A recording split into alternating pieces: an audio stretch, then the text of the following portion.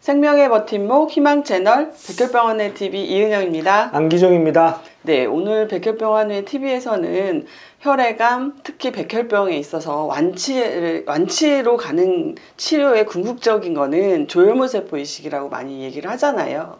그 중에서 제대혈 이식에 대해서 정보를 좀 전달해 드리려고 하는데요. 보통 병원에서 이제 제대혈 이식을 해야 될 것 같다라고 이렇게 해서 이제 환자 보호자들이 이제 인터넷 검색을 많이 하잖아요. 근데 제대혈 이식에 대한 정보가 별로 없어요. 그래서 사실은 제대혈 이식도 완치를 위한 하나의 중요한 치료 방법 중에 하나인데 정보가 부족하다 보니까 이거 진짜 해도 되나 싶은 우리 우려가 많이 있는 거죠.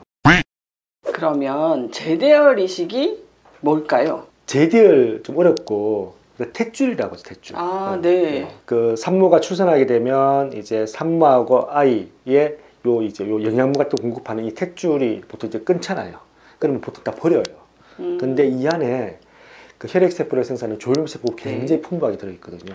그래서 이제 여기 있는 조혈모세포를 별도로 뽑아서 질소에 영하 200도에 보관을 하는 거죠. 흔히 그러면 냉동 보관한다고 이렇게 그렇죠. 이해를 하면 되겠죠.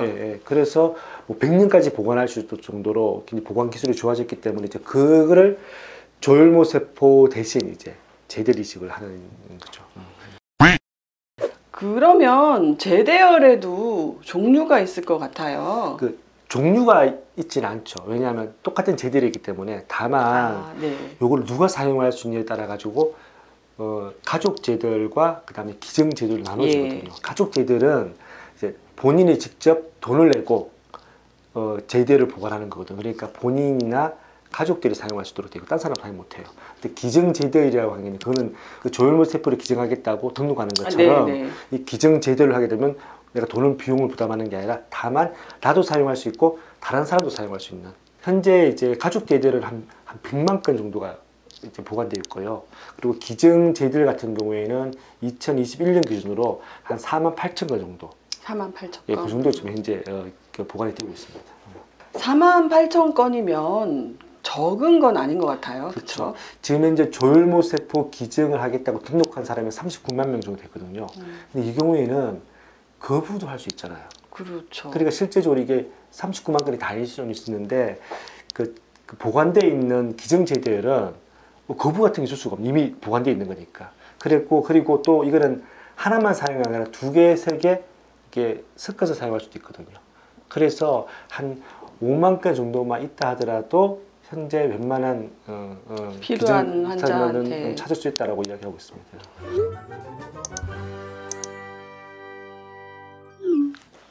우리가 그 병원에서 주치의 선생님한테 우리 조혈모세포 이식을 해야 됩니다.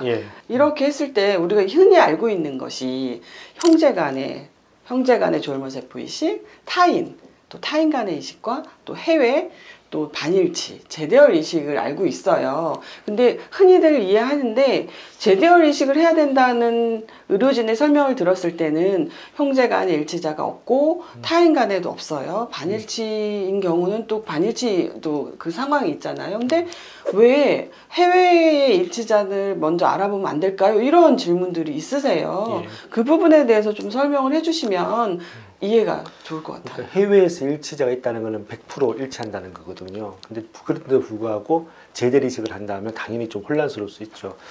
근데 해외 대표적인 미국이나 뭐 독일 같은 곳이잖아요. 일단 일치자가 있더라도 거기 기증하겠다는 분이 실제 기증으로 이어져서 한국까지 직접 그 조혈모세포 오는데 변수가 너무 많아요. 과정과 비용과 절차가 힘들어요. 비용도 2천만 원에서 5천만 원 정도 비용이 들고요. 그 다음에 중간에 이 조혈모세포 기증의 핵심이 뭐냐, 기증자에게 조금만 문제가 있든지 아니면 기증자의 건강을 위해서 조금만 변수만 있으면 안 되게 돼 있잖아요. 그렇게 하다 보니까 막상 해외 조혈모세포를 기다리다가 잘못되는 경우가 사실은 뭐 임상적 경험들이 많으시니까 지금은 고려하지 않는, 최근에는 더더욱 해외 조혈모세포를 가져오려고는 그렇게 많이 고려하지 않는 것 같고요. 그게 바로 반일치식이나 제대혈 이식으로, 특히 이제 제대혈 이식이 최근에 많아지는 게 반일치식 가능하면 당연히 반일치식 하는데 부모님이 고령인 분도 계시잖아요. 그렇죠. 그리고 아이들도 이제 너무 1살짜리 어리면. 그런 경우에는 이제 마지막으로 고려할 수 있는 게 사실 제대리식이죠. 그러면 우리가 제대열 이식에 대해서 조금 더 집중적으로 얘기를 해보면 좀 차이라던가 뭐 생착률, 성공률 이런 것도 좀 저희가 속 시원하게는 어렵겠지만 좀 알려드릴 수 없을까요? 한 가지 분명히 좀 이해하실 거는 잃지 않은 형제이식이나 잃지 않은 타인이식이 제대리식보다 치료 성적이 좋은 건 사실이거든요. 맞아요. 조금 좋은 게 사실입니다. 이거는 분명히 네. 이제 이해를 하셔야 돼요. 이걸 안 받아들이시면 안 돼요. 왜냐하면 제대리식도 하지 않으면 대부분 다 치료 실패해서 결국은 안 좋은 결과가 나오거든요. 근데 뭐가 차이가 나냐? 알아야지 덜 불안할 수가 있거든요. 그렇죠. 분명히 차이가 있긴 있는데 그 차이가 굉장히 크지 않다는 걸 우리가 좀 설명해 주려고 하는데 그 첫 번째가 그 생착 그 기간이죠, 기간. 제가 다시 말씀드리면 비교 대상이 뭐냐? 잃지 않은 이제 형제 이식, 잃지 않은 타인 이식을 기준으로 하는 겁니다. 이게 요에 비하면 제대리 이식의 생착 기간이 좀 더 깁니다. 그래서 보통 보면 이제 조혈모세포 이식 같은 경우에는 한 3주 정도면 생착이 돼서 수치가 다 올라가서 이제 면역 기능도 회복되고 이래 하는데 맞습니다. 제대리 이식은 6주에서 8주 정도 걸리거든요. 그러면 우리가 생착 기간이라는 건 어떤 거냐면 백혈구, 적혈구, 혈소판 수치가 다 떨어져 있는 거예요. 네. 부작용, 합병증이 발생할 가능성이 그 2배 정도 길어지니까 이 부분에 있어가지고 약간 불리한 부분이 있고요. 또 두 번째는 보통 우리가 생착률이라고 보통 이야기를 많이 하는데 조혈모세포 이식의 생착률이 제대리식보다 좀 높습니다. 이건 어찌 보면 상식으로 당연한 겁니다. 왜냐하면 생착을 위한 준비 기간에서부터 다르니까 그렇죠. 당연히 그건 어쩔 수 없을 것 같아요. 또 한 가지 변수가 뭐냐면 이제 그 조혈모세포 기증 같은 경우에는 그 한 명의 기증자에게 조혈모세포를 채취해서 이제 바로 그냥 환자한테 주입을 하잖아요.